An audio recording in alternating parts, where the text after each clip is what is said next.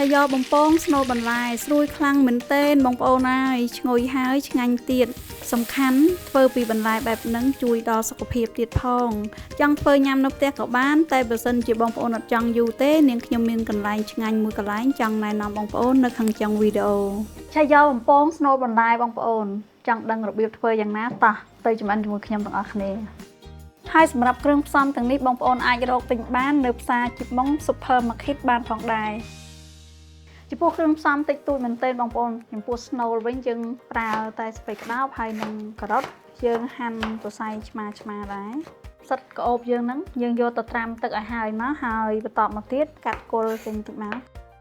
រួចហើយយើងហាន់ជាសរសៃរាងឆ្មាដែរបងប្អូនអាចដាក់តិចច្រើនតាមការចូលចិត្ត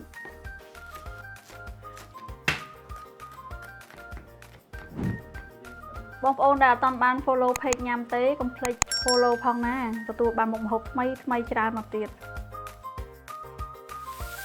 យើងបំពងខ្ទឹមសឲ្យឡើងឈ្ងុយតិចណាបងប្អូនរួចហើយចាំយើងដាក់ផ្សិតក្រៀមយើងចូលឆាផ្សិតក្រៀមមកត្រឡប់ពីត្រឡប់សិនមកចាំយើងដាក់បន្លែផ្សេងចូលទៀតផ្សិតក្រៀមបើសិនជាបងប្អូនចូលចិត្តច្រើនឆ្ងាញ់ដោយសារមួយមុខនេះក្រៀមត្រូវមែនទែន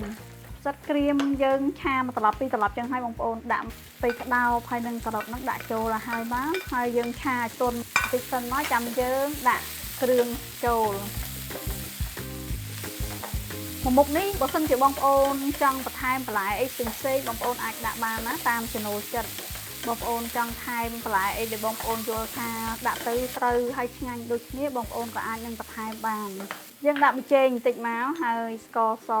ម្សៅស៊ុបបន្តិចមកបានដែរបងប្អូនព្រោះបន្លែយើងតិចដែរចំពោះស្នូលនេះបងប្អូនយើងអត់ឆាឲ្យប្រៃទេយើងយករសជាតិបែបមានជាតិតិចនៅក្នុងហ្នឹងមករួចហើយយើងបន្ថែមស្លឹកខ្ទឹមតែប៉ុណ្ណឹងរួចរាល់យើងអាចយកទៅភ្ជាប់ជាមួយនឹងសបកសយ៉យើងបានហើយឥឡូវនេះយើងចាប់ដើមមូលសបកសយ៉របស់យើងហ្នឹងយើងដាក់មកដួសស្នូលយើងដាក់ចូលមកអត់មានអីពិបាកទេបងប្អូន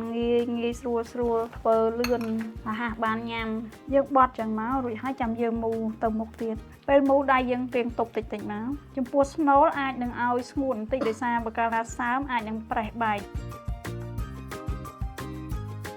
រួចឲ្យបងប្អូនឥឡូវយើងចាប់ផ្ដើមមកបំពងឥឡូវនេះចាក់ប្រេងចូលសិនបងប្អូនបន្ទាប់ពីយើងទុកប្រេងរៀងក្តៅតិចហើយឥឡូវយើងចាប់ផ្ដើមដាក់សយ៉យើងចូលមកពេលដែលយើងទម្លាក់យើងត្រូវទម្លាក់ខាងមុខនេះចុះសិនណា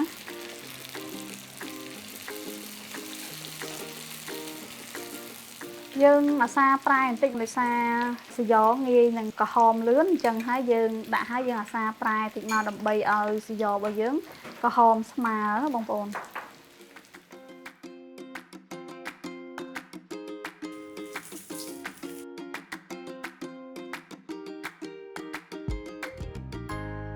រួចរាល់ឲ្យបងប្អូនឆាយ៉បំពងស្នូលបន្លែរបស់ខ្ញុំឈ្ងុយហើយស្រួយមែនទែនសបកឆាយ៉ស្រួយល្អហើយបើសិនជាបងប្អូនចង់ជ្រលក់បែបមានទឹកជ្រលក់ទឹកអីចឹងបងប្អូនអាចបន្ថែមខ្លួនឯងបានប៉ុន្តែសម្រាប់ខ្ញុំថ្ងៃនេះអត់មានទឹកជ្រលក់ទេបងប្អូនហើយបើសិនជាបងប្អូនចង់ភ្លក់រសជាតិបែបបន្លែបែបនេះបងប្អូនអាចទៅភោជនីយដ្ឋាន Paradise Dynasty បាន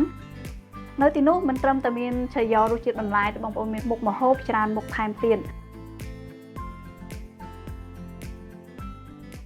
ហើយអរគុណបងប្អូនទាំងអស់គ្នាផងដែរសម្រាប់ការតាមដានទស្សនាការចម្អិនរបស់ខ្ញុំថ្ងៃនេះបងប្អូនកុំភ្លេចជួយ like share comment វីដេអូរបស់ខ្ញុំផងណាអរគុណ